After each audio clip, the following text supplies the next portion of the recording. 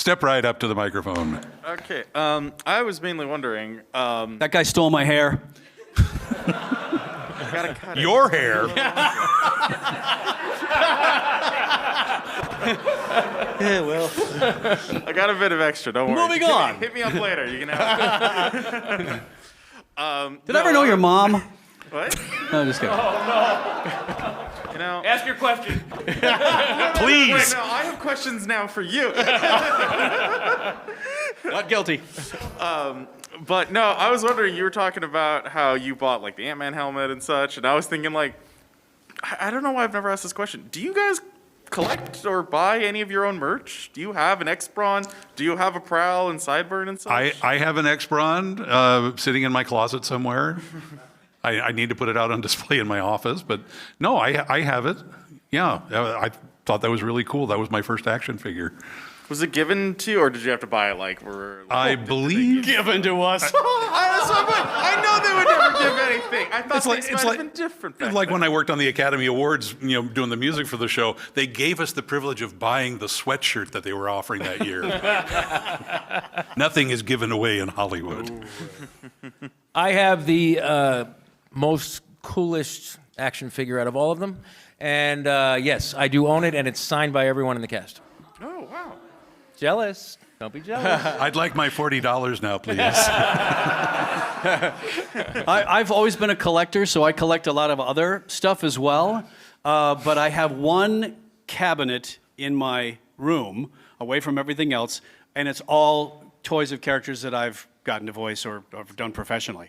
So yes, I'm a huge collector of all that stuff. I'm constantly looking for cool things. And the thing about doing these shows is now that I'm starting to do these is people will come up with the most amazing stuff. I'm like, oh, where'd you get that? How much was it? I'm going to buy one of those. Like a guy came up today, he might even be here, with like a translucent set of the Autobot brothers, where the red parts are red, but the white parts are all translucent. And I'm like, that's really cool. I got it. So there goes another $200 on eBay. But yeah, a huge collector. My house is basically a museum. Every room has stuff in it. So A bunch of us were over at Wally's house one night, having a party with all of the Transformer guys that could make it. And I noticed something on Wally's kitchen counter that reminded me of Quisp and Quake. And I used to love those characters in those cereals. He said, oh, you want some? He opened up a cupboard and there had to have been 100 boxes of Quisp. and I thought, do I take one of these? No, it's probably been there since 1967 when they stopped making it. they still make Quisp. It was fresh. Yeah. But it was a great, stuff like that in voiceover. It's called leave behinds, where back in the days when you would actually go to a studio and wouldn't record at home, you would actually leave something behind so they remember you. Like I had these bobbleheads made, or I'd buy Quisp cereal because everybody had the same reaction. Quisp, oh my God, how old is this stuff? No, look at the date on the back. It's all brand new. Just the stores here don't carry it. You got to special order it. But I would get it by the case and just hand them out at sessions because it was kind of a novel thing. So that's not so much the case anymore because, like I said, you rarely even go to a studio anymore. And even if you do, the producer, director, or whatever, they're all on Zoom. It's you in a booth and the engineer. Studio engineer. That's Do you about have it. your own personal studio in your house? Yeah, we all do. Yeah. Oh, okay. Yeah. And it's saved us during the lockdown because everybody, all the celebrities in voiceover, they didn't have any of that stuff, and they had to scramble to get stuff because you couldn't go to studios anymore. We were equipped and ready to go. We never lost work during the lockdown. They just phoned us up via the phone and said, hey, get on your Source Connect, and blah, blah, blah, blah, and we'd get on and do our session, and hopefully the guy with the leaf blower had the day off, when seriously, the whole lockdown thing, you will hear video games now as you're playing them, or cartoons or whatever, where you'll just detect like a dog bark in the back or something. There's just nothing they could do about it because that's either that or they don't record.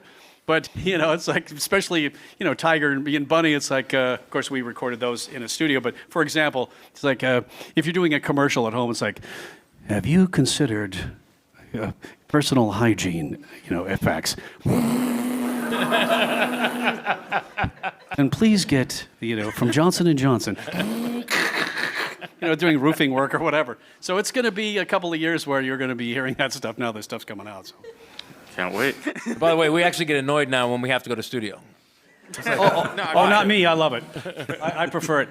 Do you find that having a studio in your home is a little? The commute's great, but you're like, I just don't want to do that much work at my house. This is my solace, and I don't want to.